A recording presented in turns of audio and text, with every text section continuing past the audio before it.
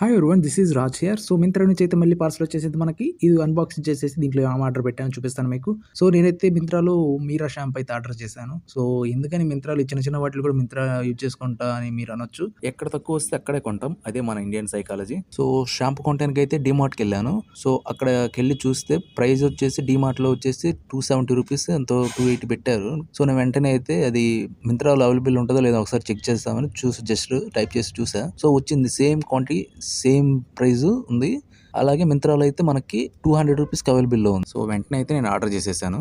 So నాకు మింత్రాలో నేను order చేసే టయానికైతే రూ. 200 పడింది మనకి.